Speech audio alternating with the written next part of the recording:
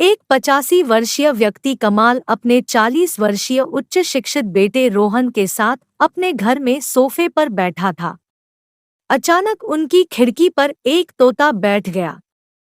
पिता ने अपने बेटे से पूछा, यह क्या है? बेटे ने जवाब दिया, यह एक तोता है। कुछ मिनटों के बाद पिता ने अपने बेटे से दूसरी बार पूछा, यह क्या है? बेटे ने कहा, पिता, मैंने अभी आपको यह एक तोता है कहा है। थोड़ी देर बाद बूढ़े पिता ने फिर से अपने बेटे से तीसरी बार पूछा, यह क्या है? इस समय बेटे के स्वर में कुछ जलन महसूस हुई। तब उसने अपने पिता से झुंझलाते हुए बोला, यह एक तोता है, एक तोता। थोड़ी देर बाद पिता ने फिर से अपने बेटे से चौथी बार पूछा, यह क्या है? इस बार बेटा अपने पिता पर चिल्लाया, आप मुझसे बार बार एक ही सवाल क्यों पूछते रहते हैं?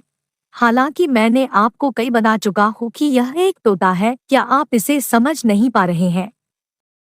थोड़ी देर बाद पिता अपने कमरे में गए और एक पुरानी डायरी, जिसे उन्होंने अपने बेटे के जन्म के बाद से बनाए रखा था, एक पेज खोलने पर उन्होंने अपने बेटे को उस पेज को पढ़ने के लिए कहा। जब बेटे ने इसे पढ़ा तो निम्नलिखित शब्द डायरी में लिखे गए थे, आज मेरा 3 साल का छोटा बेटा सोफे पर मेरे साथ बैठा था, जब खिड़की पर एक तोता बैठा था। मेरे बेटे ने मुझसे 20 बार पूछा कि यह क्या है, और मैंने उसे 20 बार जवाब दिया कि यह एक तोता था।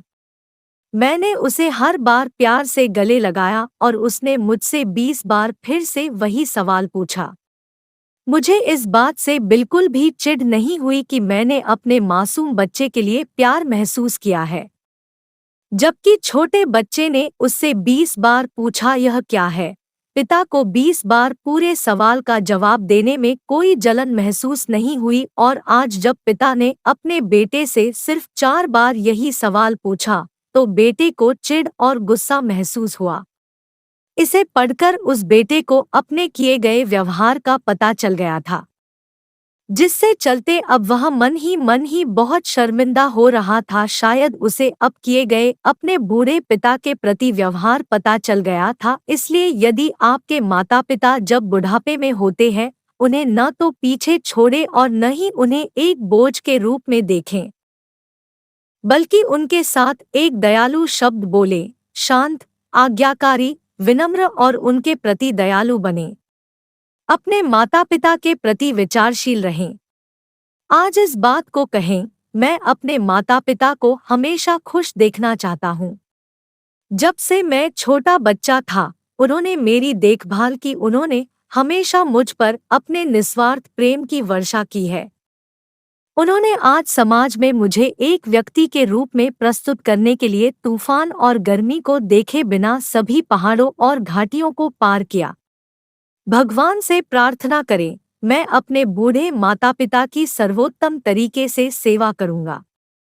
मैं अपने प्यारे माता पिता को सभी अच्छे और दयालु शब्द कहूंगा।